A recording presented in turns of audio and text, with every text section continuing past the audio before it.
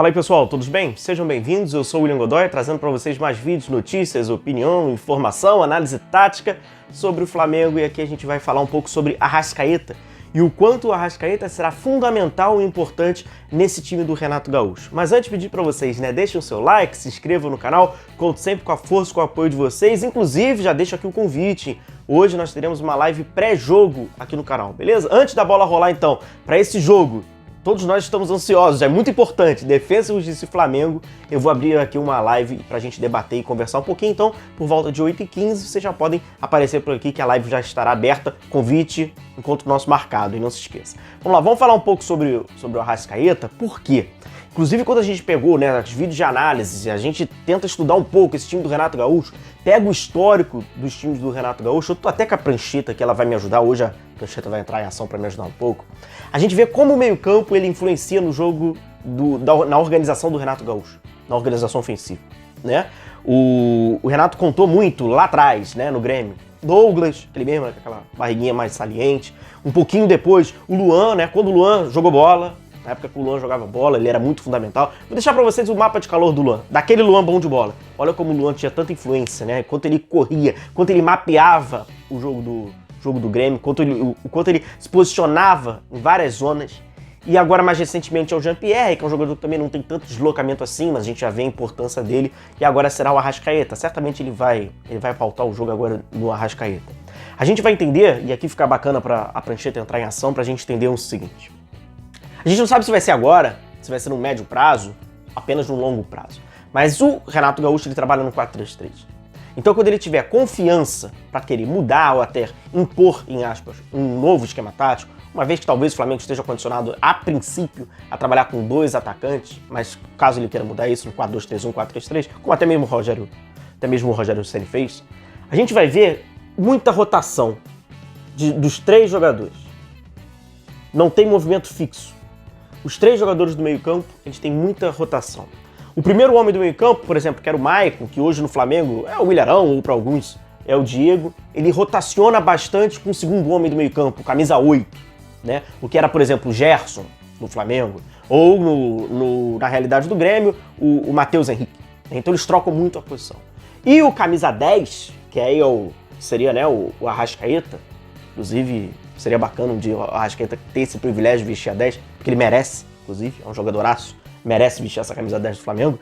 Ele muda também, rotaciona muito com o 8, né? Então seria um Arrascaeta mudando muita posição com o Gerson.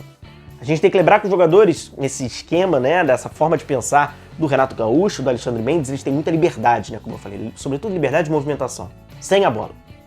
Então o Arrascaeta, quando dá a bola do lado esquerdo pro Felipe Luiz, ele não vai ficar parado olhando o que o Felipe Luiz vai fazer. Ele vai encostar no Felipe Luiz. Vai encostar o Arrascaeta, por exemplo, e o ponta pelo lado esquerdo, o Bruno Henrique, ou o jogador pelo lado esquerdo, que aí eu falei, né, podendo ser, sei lá, o João Gomes, Thiago Maia, enfim, quem vai ser esse segundo homem dele. Porque o intuito nesse jogo apoiado do Renato Gaúcho é a formação de triângulos. Beleza? Triângulos. Sempre triângulos. Porque quando você cria essa relação do triângulo, possivelmente cria mais possibilidades de passe. Então o Renato ele tem sempre essa na organização dele, criar duas soluções de passe, né? O jogador que tem a bola tem duas soluções. Por isso que a gente vê tanta proximidade. Até coloquei na tela para vocês, né? Para vocês terem um exemplo de como era esse Grêmio. Proximidade, tocou, passou. E com isso, o Arrascaeta ele não apenas trabalha no entre linhas. Ele não apenas fica esperando a bola chegar a ele nas costas do volante e na frente da última linha do adversário, fazendo até companhia do segundo atacante, né? Em alguns momentos ele faz esse movimento, né, do segundo atacante, mas sim, ele também vai buscar a bola.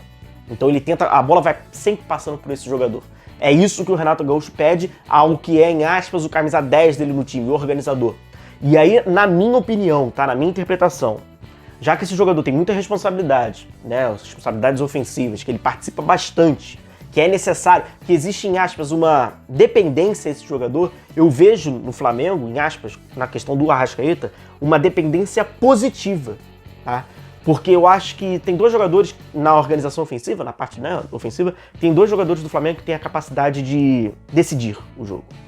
É o Gabigol e o Arrascaeta.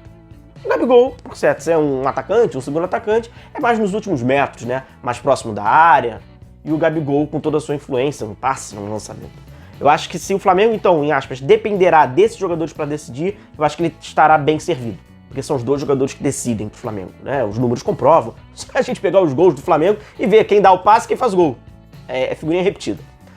Sobre o Bruno Henrique, alguém pode acabar me perguntando e me lembrando, o Bruno Henrique é muita conjuntura pro Bruno Henrique decidir. É uma questão de ele tentar colocar mais em posição, ele tendo mais profundidade, ele tendo mais espaço, ele tendo mais velocidade. Quando você tira a velocidade do Bruno Henrique, você já tira muita da sua capacidade de decisão. Agora do Arrascaeta não. E assim como do Gabigol também não. Então esses dois jogadores, então ao a gente entender que o Renato Gaúcho vai pautar o seu jogo na construção no Arrascaeta, por mais que esse triângulo vá virando muito, mas o Arrascaeta é sempre muito participativo, como eu trouxe para vocês aqui na prancheta, né, rapidamente, eu acho bom. Porque a gente tá falando de um meio armador, finalizador, lançador, que trabalha no último terço, que entra dentro da área e é um cara com responsabilidade já. Inclusive eu recebi muito boas referências daquele Arrascaeta que foi muito pouco falado, muito pouco comentado.